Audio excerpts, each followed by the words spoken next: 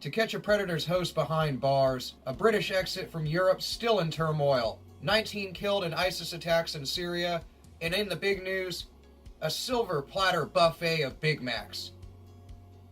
We have it all wrapped up for you in a nice little package with a beautiful bow on top.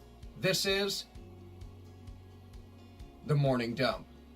Bow, bow, bow, bow, bow, bow, bow, bow, bow, bow, bow, bow, bow, bow.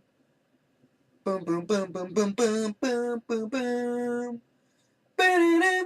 Europe remains in turmoil as yet another Brexit deal goes up in flames. British Prime Minister Theresa May gets dumped on with a vote of no confidence following her previous attempt at a deal, which also burned in a catastrophic fireball. Many pressed for the date of March 29th, originally set for a resolution, to be postponed as large financial conglomerates move for defensive positions as discussions seem to go further into the toilet.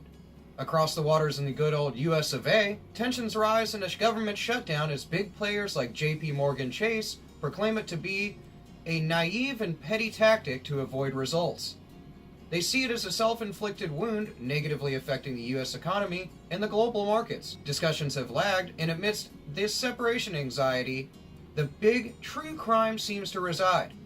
A silver platter buffet of Big Macs, Domino's Pizza, and Wendy's Burgers, served a la President Trump, to the beloved Clemson Tigers football team.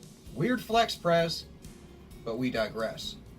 And in other news, the host of To Catch a Predator, Chris Hanson, has been put behind bars for writing fraudulent checks.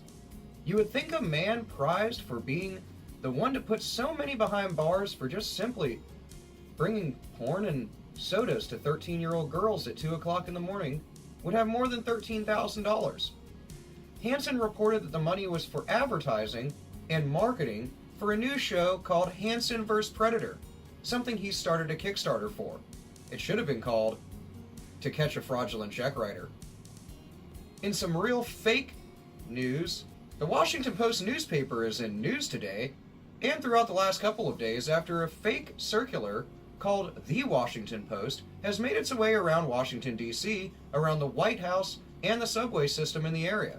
Many people received the copy of this fake circular as the Washington Post, one of the one-sided newspapers in the entire world, moved to show its fairness and asked for the public to simply disregard the articles.